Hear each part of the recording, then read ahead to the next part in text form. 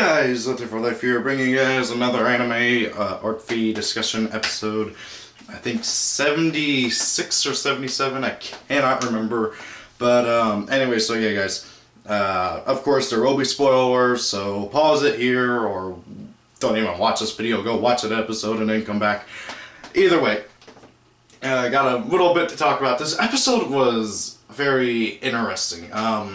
About half of it was a recap with some not spoils, with some story in it. Like we could learn about some of the characters' motivations and stuff during that recap. But the first 12 or so minutes of the episode was a recap of the whole Synchro Dimension arc.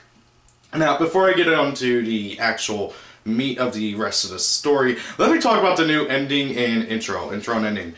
I love these intros and endings. The songs, I honestly wasn't really paying much attention to because I was watching the actual intro. I got some ideas on like the intro and the ending. I think the intro represents like what's going on, and then the ending is what everybody is fighting for. Because if you look at the intro, it's basically everybody getting ready for a duel in a tournament. I mean, you got Yugioh leaning back, watching the cheerleaders, which I found hilarious. Like, he notices them, and he's just like, ooh, hey, and then Yugioh slaps him, which I thought was hilarious. But aside from that, like, one part, almost all of it was everybody getting ready for duels, and then Red Dragon Archfang, of course, being in the intro. The ending was very, very interesting. It seems like that the ending was kind of like the ideal world that everybody wants, where everybody can coexist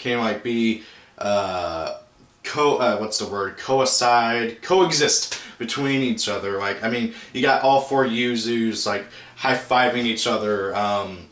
You got everybody just laying on the grass in the Synchro Dimension, laying down, smiling, being happy. I mean, you got Shun laying next to Wuri, which I'm pretty sure the guy would be very happy to go take a nap next to his sister. Not trying to insinuate anything in there. But however, the fan base has gone wild with that assumption of Shun's motivations.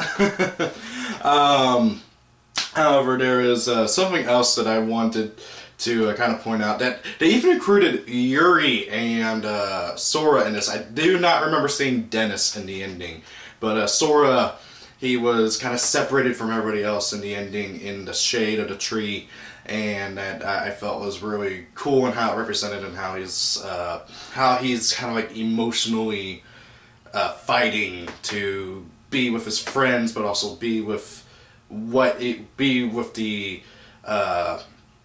I almost said nation, but world that he has grown up in and everything. But yet, for some reason, Yuri was included into that. And we don't know very much about Yuri. And, I mean, aside from his possibly sadistic personality, I mean, we really don't know much about him. And the fact that they included him into this might insinuate something else as well. And also, he was shown being smiley and happy and stuff. So I really feel like that this was kind of how the world that Yugioh wants everything to be. I mean, I just found it extremely funny how they included like everybody in this. I still don't remember seeing Dennis in that.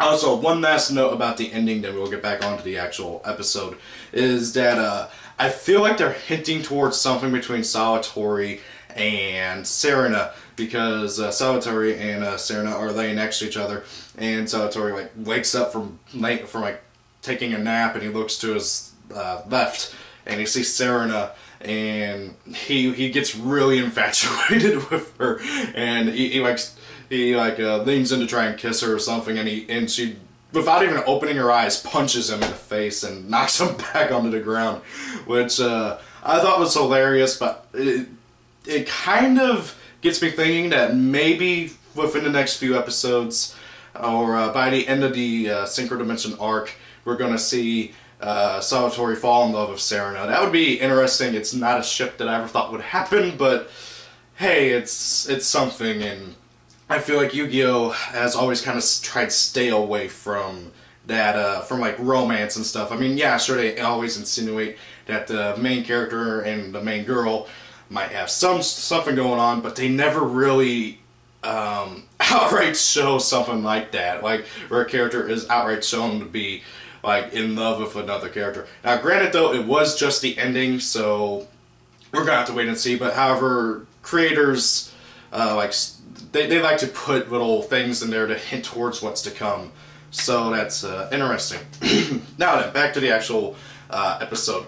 So first 12 or so minutes of the episode is recap. I think it goes actually more up to 12 minutes and a half. And it was pretty nice getting to see a recap with different characters' thoughts and stuff. But then basically, Dennis is being carted off, and the Executive Council tries to get a hold of him, and the Security Bureau tries to get a hold of him. And basically they start arguing and stuff. And sorry. This Executive Council outright says John or Roger, I think his name's like John Roger, something like that, is no longer, he has no more control. He's basically fired. And that the Executive Council was taking Dennis into custody, that way so that Reiji could interrogate him and stuff like that. And that they would not let Roger and Dennis conspire to each other, because pretty much everybody by now has pretty much figured out that Roger is from Academia. Roger gets super angry about this and activates the King's Gambit, which I'm pretty sure I've heard King's Gambit before. I'm pretty sure it's like a military term or something like that. Basically what happens is he flips a switch, mind control devices, and all the Security Bureau policemen and agents and dual chasers are activated, and he has complete and total control over everybody in the Security Bureau. Except himself, obviously, but... so then he launches an attack on the Executive Council, and basically holds everybody, including Reiji and Rera, in that Executive Council room. Mind you, everybody's got like real solid vision. Goyo monsters, like every single Goyo monster is everywhere, and all the dual chasers and everybody are pretty much ready to fight if Reiji or Rhea tried to make a run for it, or if any of the Executive Council makes a run for it. Then an exchange between Roger and the Executive Council happens, and basically Roger states that even though he's from Academia, he's changed his mind and he wants to control the city for himself. He doesn't care about Academia anymore. He wants to control the city, and he's not going to let anybody get in his way. He wanted to question Dennis and hold him because he doesn't want Dennis to go... I thought I heard somebody knocking on my door, and I should be home alone right now. He basically doesn't want Dennis to be able to get back to the fusion dimension, and that Leo, I'm not, is it Reo or Leo? I mean, like, it's really hard to tell because in Japanese, R's and L's are interchangeable, so, but basically, Akaba Leo, about where Serena and Yuzu are, and then that would basically launch a full-scale invasion on the Synchro Dimension, and he does not want that to happen because he hasn't had time to completely take control over the Synchro Dimension city. Granted, though, he's only taking control of one city. I'm sure he'll want to take control of the others later on, because we do know that the Synchro Dimension is comprised of more than one city on one giant planet. We got to see some of the other cities whenever Satellite Cannon Falcon flew up into the stratosphere. You could see them off in the distance on the planet below. But however, basically that's Roger's plan. He wants to take control of the city, then basically have his own little kingdom. He offers Reiji to join him. He figured out that Reiji is Leo's son, and he offers Reiji to join him, and Reiji says no. A guy who wants to control one single city in an entire dimension has no benefits for Reiji, and that gets him a bit angry. So basically, God dang it, I forgot his name, Roger, states that, okay, then you can all just stay here and the tournament will continue on. And that's the plan. The tournament's going to continue on. There were some other things, some character development of Yugioh and stuff, but that was about it. I mean, like, really all it was just Yugioh narrating the first half and stuff. Well, the other characters also narrated stuff. Oh, and then I nearly forgot. Towards the, whenever Dennis was, like, whenever people were fighting over Dennis, Sora interrupted and teleported him away. Then there was a exchange between Sora and Dennis. Sora basically said, your work is complete here, you're in no condition to continue, I'm sending you back to Fusion Dimension, tell them everything that you know, and tell the professor that I will finish the job, and that I will do it.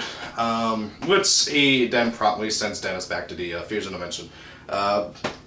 It was interesting. I don't think the two knew each other prior to it, so it was, or at least I think Dennis might have heard of him, so that was also pretty interesting. And then we also go back to the Fusion Dimension and we see Leo talking with Barrett. Now, for those who don't remember, Barrett is the guardian of Serena. He was supposed to guard Serena, make sure she didn't go and do anything stupid, which he failed miserably at, and basically kind of just protect her. And it's now being his job to go and get Serena back while Sora focuses on getting Yuzu. However, also Yuri is going there as well, and everybody's supposed to work with him, and apparently also a team of Obelisk Force is being sent. Barrett says he doesn't want to work with Yuri, he wants to prove to the professor that he can do it by himself. Now, this is going to be, things are going to get very, very convoluted and interesting with, I keep saying interesting, I'm trying to stop that. Things are going to get very interesting in the next few episodes. I think we're going to have another episode or two of the tournament duels, and then we're going to see the all-out attack on the Synchro Dimension.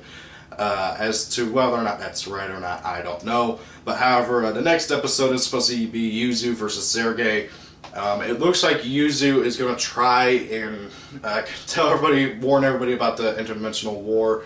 I don't think that's going to go over well. I mean, she's been trying for a while now, and it's not really working out too well. And Sergei, I think he's... they stated in a previous episode that Sergei died.